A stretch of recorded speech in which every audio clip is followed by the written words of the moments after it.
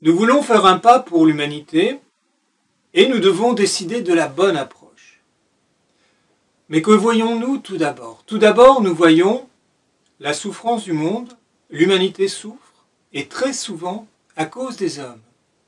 Je vais vous citer 3 exemples ici. Lors de la Première Guerre mondiale, le nombre de morts est estimé à plus de 18 millions, dont presque autant de civils que de militaires. Certains historiens estiment à plusieurs millions le nombre de morts au moment de la révolution culturelle en Chine. Une autre région du monde, de nos jours, le journal Le Monde, du 1er avril 2014, cite ces informations-là, qui concernent la guerre intérieure en Syrie.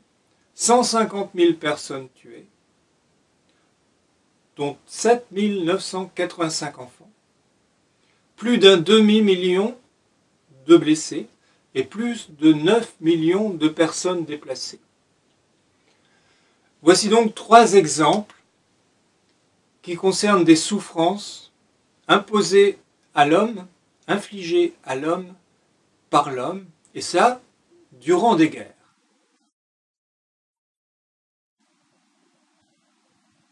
Et il y a évidemment bien d'autres sortes de souffrances. Les journaux, les faits divers parlent souvent de vols, d'agressions, de meurtres. Que dire aussi des incivilités dont beaucoup se plaignent, de l'indifférence à l'autre qui semble de plus en plus répandue.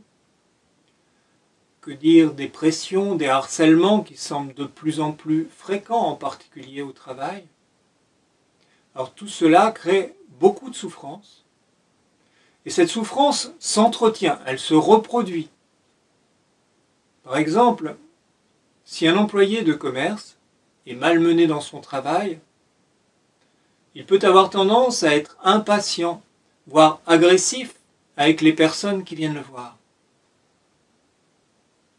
Plus grave, si une personne a reçu de la violence, a été agressée, en particulier dans son enfance, elle peut avoir tendance, plus tard, à adopter elle aussi un comportement agressif, voire violent avec les autres.